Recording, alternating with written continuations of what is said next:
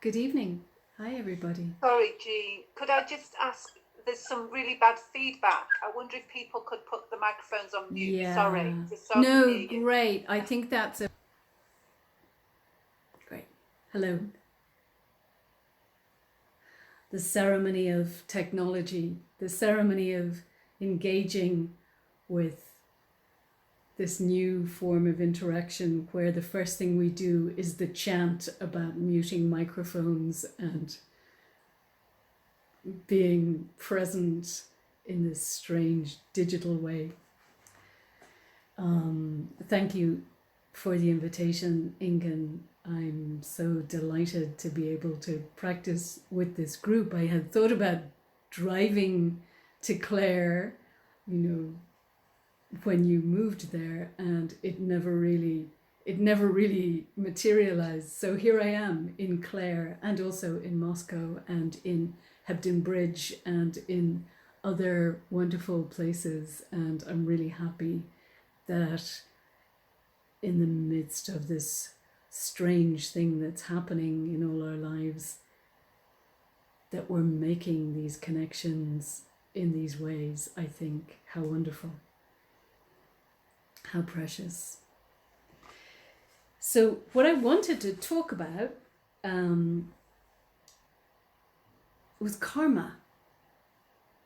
I've been thinking about karma for quite a while over the last 9 months of the pandemic, and when relatively recently one of the world leaders, one of the people on the world stage, was diagnosed with the illness, I saw different comments on social media and even in newspaper headlines saying, karma came to get him. And I thought, oh, how interesting. Yes, of course, that karma has come into popular culture with this kind of ferocious energy about it. We think of karma as an appropriate punishment, for somebody that doesn't wear a mask, for them to get COVID, serves them right. I think we stand there with our arms folded going, pitilessly enjoying their suffering. Schadenfreude, it's like that word Schadenfreude, taking joy in someone else's suffering. Yes, that is an element of what karma means, but I think it's only a small part of the meaning of karma in our practice life, in our practice relationship with the Dharma. In the mornings in San Francisco Zen Center, does anybody know the repentances? If you want to unmute yourself, can we chant together and see if that works?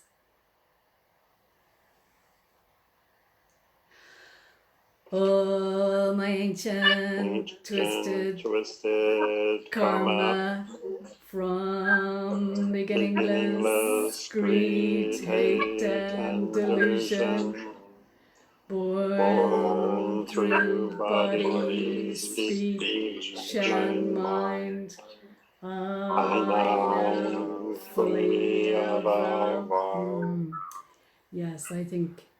Thank you for the effort, and please mute yourselves again. It is difficult to do choral chanting on these kind of media. But yeah, all my ancient twisted karma, from beginningless greed, hate, and delusion, born through body, speech, and mind, I now fully avow. So every day we reminded ourselves of the inevitability of karma in our own lives. Nobody got a pass on chanting that, all my ancient twisted karma. It wasn't like all of us, but the abbot didn't have to say it. Everybody chanted, all my ancient twisted karma. Everybody is in thrall to karma. I thought about karma a lot in my life at a time when I was really suffering. I was drinking too much. I was taking too many drugs. I was in the grip of repetitive, obsessive compulsive, addictive behavior. And when I stopped doing that, quarter century ago, I started to practice. And I began to see how some of the concepts of Buddhism that I was encountering spoke to what I had experienced as an active addict, to not pull any punches. That the karmic drive, the urgency with which I kept repeating the same behaviors was the result of all my ancient twisted karma, was the result of ways that I had been deformed in the way that somebody who's overusing a muscle or underusing another muscle, in the way that happens. I'm a swimmer, and I recently, 5 years ago, got frozen shoulder because I do the front crawl, but I was breathing only over one shoulder because that was comfortable. And what it was doing was creating an imbalance. And after a while, the other shoulder became inflamed. It didn't like the asymmetry of my breathing only over my left shoulder.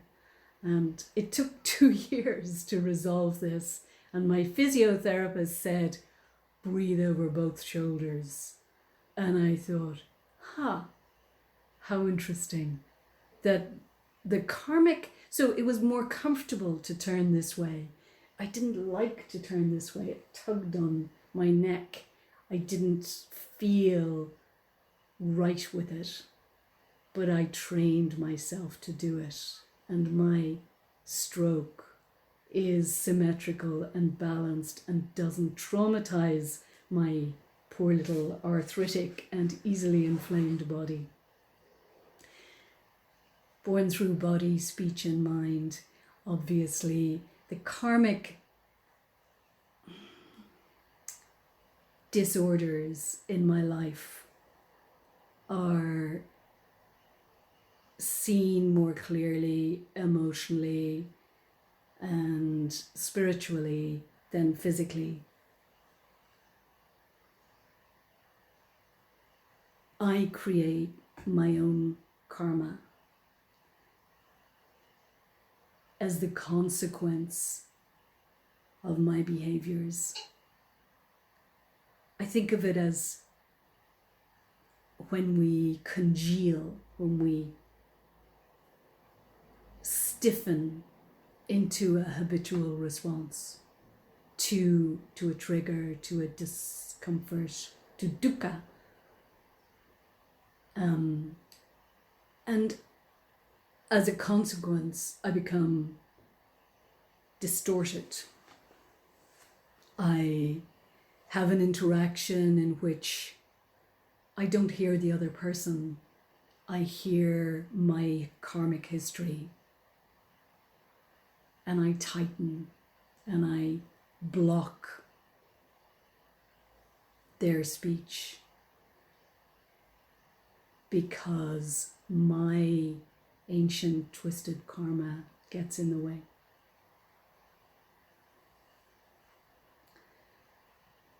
I think I've heard a line that I think is attributed to Einstein, but I know he didn't say it, which is insanity is doing the same thing over and over and expecting different results. I'm sure some of you have heard this before. It really struck me when I thought, I was pedaling my little hamster wheel again and again and again and hoping that somehow things would change. So taking responsibility for my behavior and stopping the hamster wheel by sitting zazen was how I interrupted that karmic flow, that constant karmic activity.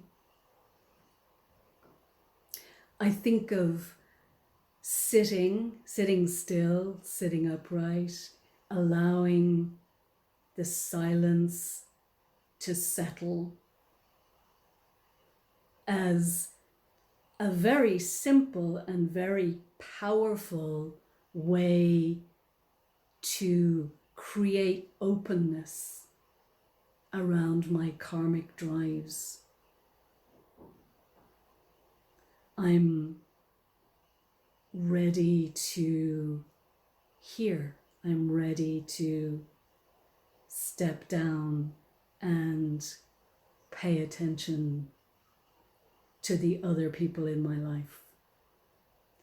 When I can pause the spinning hamster wheel.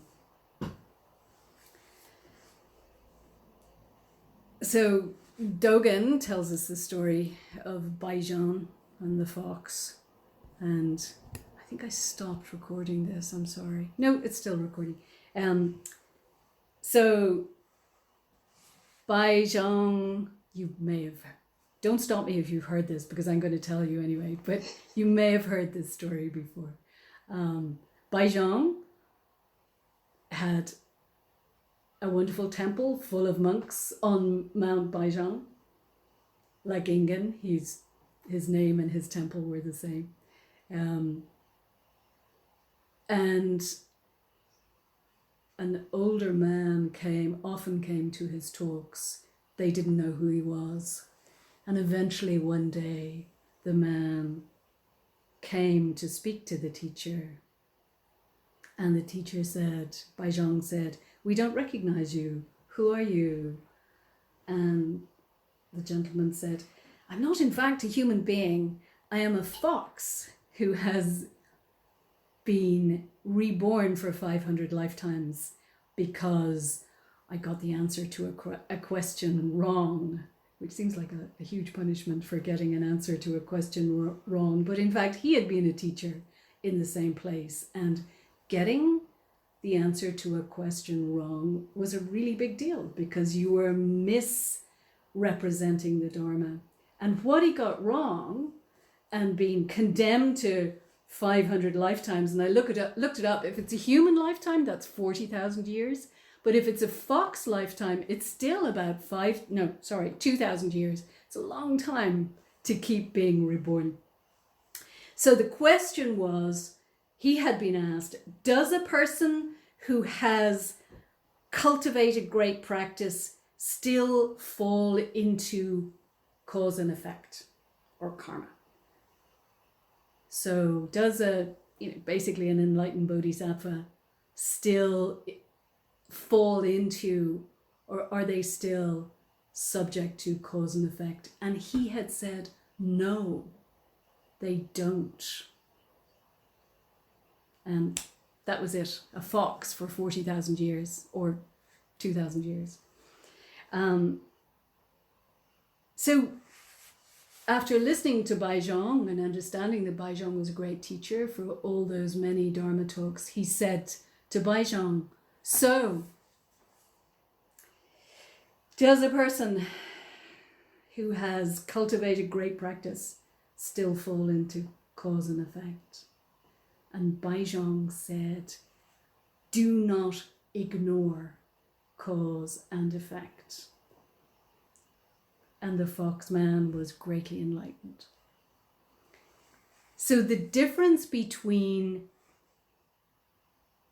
does the bodhisattva still fall into cause and effect and do not ignore cause and effect is, to my limited understanding, is whether we are driven by cause and effect or whether we are aware of cause and effect.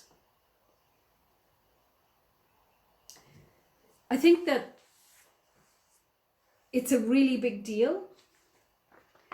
You know, Dogen didn't casually bring this up.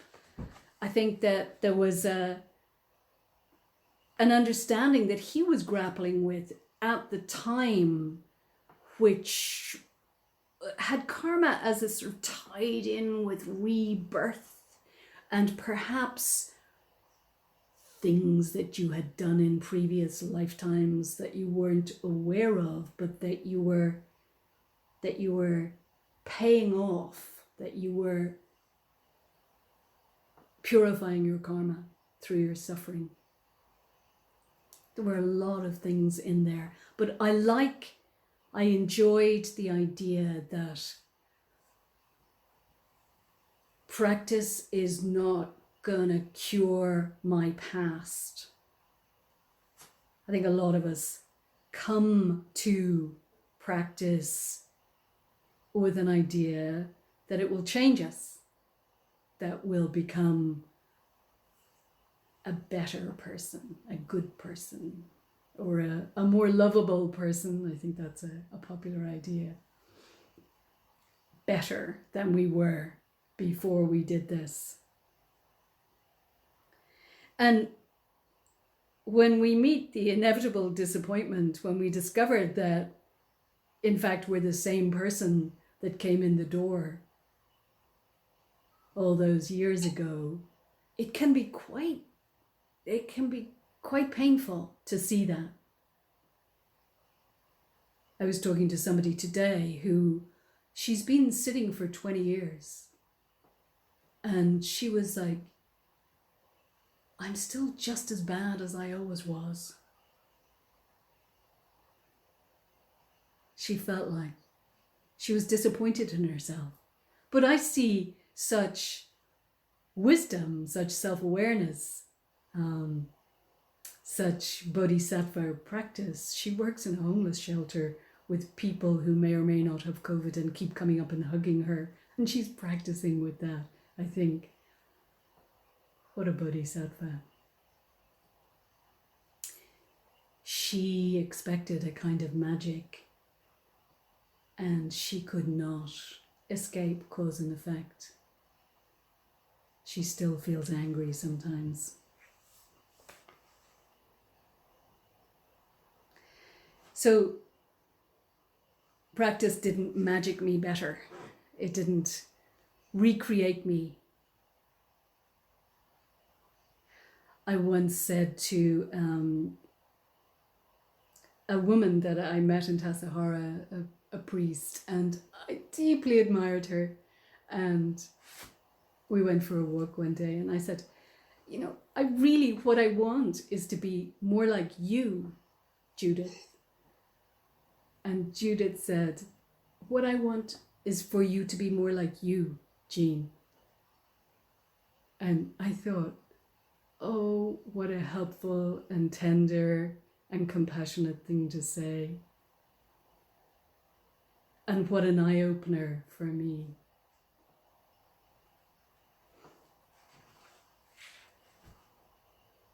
And maybe I've become a little more like me in the years since then. Practice gives me space to make choices when my karma, when my karmic wounds tighten. I can breathe into them and react more slowly, react less violently, and sometimes not react at all. The practice of stillness and silence the practice of turning inward, turning the light back on myself, allows a softening of those tense responses. I think of it as like a yoga practice for the body. The sitting zazen is the yoga practice of the heart, where I'm keeping my responses limber and stretchy and sensitive rather than toughened. I feel like I have more choices now when I practice, now that I'm practicing. So, yeah. The teaching about the bodhisattva and karma, I think, is that the bodhisattva is not driven by karma, is released from the bonds of karma, and can turn towards the cries of the world. I think of it, and I said this before, I remember I said this in Hebden Bridge a while ago, that the Buddha is the adult in the room, is the one who is completely sane, is the one who doesn't go, but what about me? The one who goes, how can I help? What do you have to tell me? And that vow to be the listener nourishes and sustains my practice. However, there is also in the realm of karma the idea on a wider scale. I encountered this in Thailand when I was there. The idea of karma, and particularly karma and rebirth, that people who are suffering are appropriately suffering. They're, working off their karma for a previous life. That the very fact that I was born to poverty or illness or disadvantage of various kinds is explained by my having done something in the past, not necessarily in this life. And it has, I think this is quite painful to see how this plays out, because it relieves responsibility to help. That the status quo, where people are the people at the bottom of the hierarchy are bearing quite a burden of suffering, that there is no onus upon anybody else to help them because they deserve it somehow. And I feel really uncomfortable with this. It has its purpose. I think that I've met people who had very impoverished, underprivileged lives, and yet were quite serenely content in a way that was really admirable compared to people in Western countries. But also just that idea that they deserve it is so unhelpful, and it's so kind of nihilistic and takes away some of the motivation to try to change the status quo. And then there's the larger view of karma on a planetary scale. We're living right now in the wealthier countries in a view of the world that is extremely self-focused.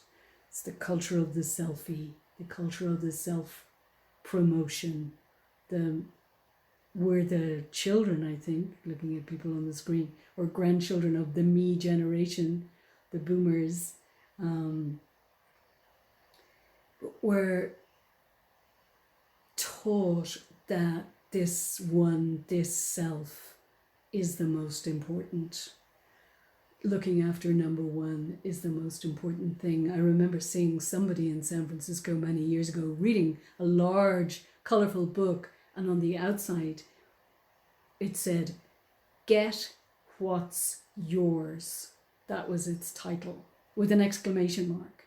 Get what's yours. It was a self-help book about getting what you were entitled to. And it was, when I read it, it wasn't, when I looked at it, it wasn't that energetic. It was about social security and pension entitlements and things like that. But it just really struck me that message of get what's yours is coming at us from many directions. This pressure to push ourselves forward, this manifestation of a scarcity mindset that if I don't grab the biggest helping of cake, I could starve. And we try, bless us, we try and practice skillfully with this. For some of us, poverty or financial challenges has been a Dharma gate, has been a way into, so what is it I want? What do I materially actually need? I need a house. I need a shelter. I need food. These days I need a laptop and Wi-Fi. My actual needs are quite small. What does my tightening, my karmic anxiety around that teach me about generosity and giving? So, yeah, there's also what we're doing, the effects that this is having on the planet, on the entire planet. The not taking responsibility for our behavior, for the karmic consequences of all that driving and long haul flying and unnecessary movement that we do. I think that, yeah, I remember, to come back to the pandemic, at the beginning, hearing about the wet market in Wuhan and people eating, not just eating animals, which is bad enough, but eating wild animals, and just having this really strong revulsion and feeling, what are we doing? How can this be okay? And just seeing in that simple way of, this is the karmic consequence of this kind of interaction with these creatures who are living their own lives on the planet, and viruses mutate and jump species, and look at where we are now. And seeing, I think it was just yesterday in the news, the millions of mink in Denmark who have been slaughtered, and I feel a lump in my throat coming up. There was a photo of 2 of them clinging to their cages and their little intelligent faces and wide eyes, and I thought, oh no, the mink that we are killing, that we bred for their fur, these beautiful animals, and now we're killing them because they might infect us with a different version of coronavirus that we won't be able to fight. And it's all logical and remorseless, and capitalism. I feel like the pandemic has revealed some of the really deep-seated problems with the capitalist system and what we're doing to the planet, as we're doing to the mink. And of course, our children, our children's children are going, stop now, stop it immediately. And we're going, not just yet. I have to go to California. So, all my ancient twisted karma, from beginningless greed, hate and delusion, born through body, speech and mind, I now fully avow. I acknowledge the karma of my being a living person in this world, and my avowal helps me to loosen the bonds that tie me up. My avowal, my practice, my sitting upright with this history allows me to be able to listen to what's happening now. So I think that's all I have to say on that subject. I had many other things to say, and they just didn't seem appropriate at the time. So maybe I'll stop recording this now and ask if anybody else would like to speak, or maybe you all want to go to bed. Let's see how this stops. Okay. Thank you very much.